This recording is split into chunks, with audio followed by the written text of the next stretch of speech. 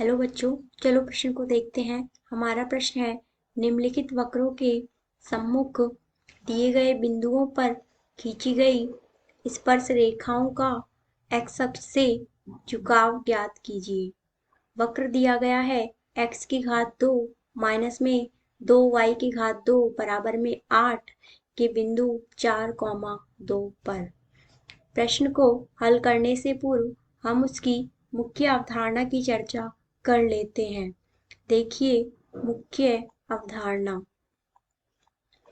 मुख्य अवधारणा में हम यहाँ पर अवकलन का प्रयोग करके एक्स अक्ष से झुकाव ज्ञात करेंगे। तो हमें प्रश्न में दिया गया है x की घात 2 माइनस में 2y की घात 2 बराबर में 8। माना हमारा ये एक वक्र है और इसकी स्पर्श रेखा है जो ये इस तरह हमने बनाई है AB,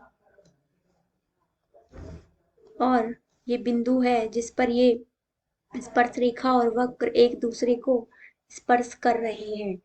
तो इस वक्र का झुकाव हम मान लेते हैं। यहाँ पे इसकी ढाल है जो इस वक्र की dy/dx बराबर में m मान लेते हैं। ये है बिंदु x, y पर। अब हम सबसे पहले इस वक्र का ढाल निकालेंगे। तो हम लिखते हैं यहाँ पे dy/dx बराबर में हम इसको m के बराबर मान लेते हैं। अब हमें प्रश्न में दिया गया है x की घात 2 माइनस 2y की घात 2 बराबर में 8। अब हम इसका x के सापेक्ष अवकलन करते हैं। तो हम लिखते हैं x के सापेक्ष अवकलन करने पर।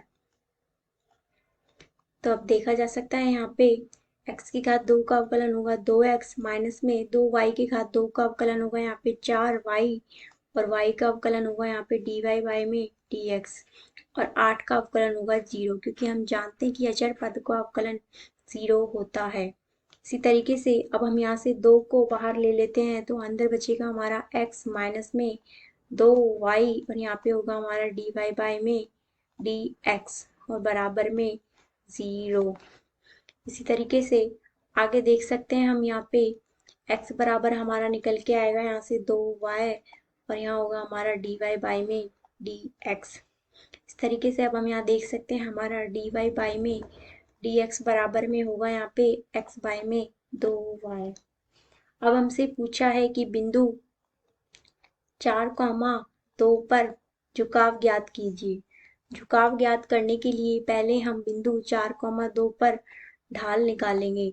तो हम देखते हैं ढाल m होगी यहाँ पे, उसको हम लिखेंगे dy में dx बराबर में x का मान हम यहाँ पे रखेंगे 4, y में 2 गुणा में y का मान रखेंगे हम यहाँ पे 2।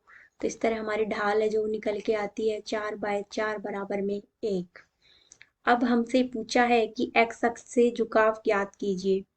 तो हम जानते हैं कि tan थीटा बराबर में क्या होता है, m होता है। मतलब tan थीटा बराबर क्या होता है, ढाल होता है। और जो यहाँ पे जो थीटा होता है ये x अक्ष से झुकाव को दर्शाता है। तो हम लिखेंगे थीटा x अक्ष से झुकाव होता है। तो आप देख सकते हैं आगे इसी तरीके से tan थीटा बराबर में हमने ढाल क्या निकाला है, 1 निकाला है बिंदु 4,2 पर।